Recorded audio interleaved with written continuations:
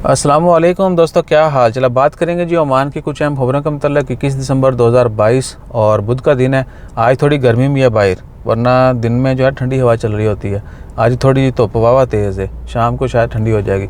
तो सीन क्या है कि ओमान की खबरों में पहली खबर जो है वो है ये बोशर अमीरात वाला रोड जो है वहाँ पर एक्सीडेंट की वजह से ट्रैफिक थोड़ी मुतासर हुई है। तो कोशिश करें अगले 1-2 घंटे वहाँ से ना गुजरें, कोई अल्टरनेट जो है वो यूज़ करें।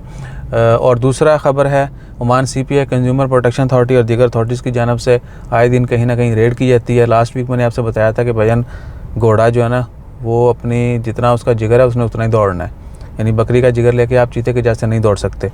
तो जो हर्बल मेडिसन है उसमें घोड़े वाली भी और बहुत सारी जो हैं 800 से ज़ायद प्रोडक्ट सीज़ की गई हैं जो कि ओमान में ममनू भी हैं और गैर म्यारी भी, ठीक है ना। तो कोशिश करें कि इस तरह की दवाइयों से भी दूर रहें और इस तरह के जो लोग काम करते हैं, बिज़नेस करते हैं, उनसे भी रिक्वेस्ट है कि भैया जो भी कानून के दायरे में यानी आपको जो इजाज़त है वो काम करें, लिमिट से बाहर मत जाएं।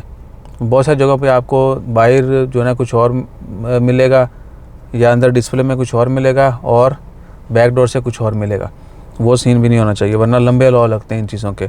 और उसके बाद ओमान की खबरों में वल्लाही कोई बड़ी खबर नहीं है, वही है इनकम टैक्स का भी था कल।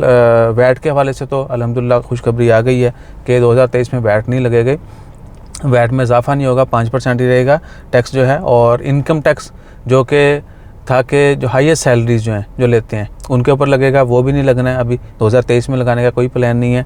और दूसरा था फैमिलीज़ के ऊपर भी, जिनकी फैमिलीज जिस तरह सऊदी अरेबिया में फैमिली रखने पर भी टैक्स है, ओमान में भी गौर किया जा रहा था। 2023 में वो टैक्स भी नहीं लगेगा। और जो हाईली पेड हैं जिनकी सैलरीज ज़्यादा हैं उनके ऊपर इनकम टैक्स लगेगा, वो भी नहीं लगेगा, ठीक है ना। तो इनकम टैक्स जो है ओमान में वो भी नहीं लगना अगले साल। बाकी ओमान की खबरों में कोई बड़ी खबर वल्लाही कोई बड़ी खबर और नहीं है। जैसे कोई मज़ीद अपडेट्स आती हैं फिर वो शेयर करेंगे आपके साथ। अपना ख्याल रखिएगा, दुआ में याद रखिएगा। जज़ाकल्लाह, अल्लाह हाफ़िज़।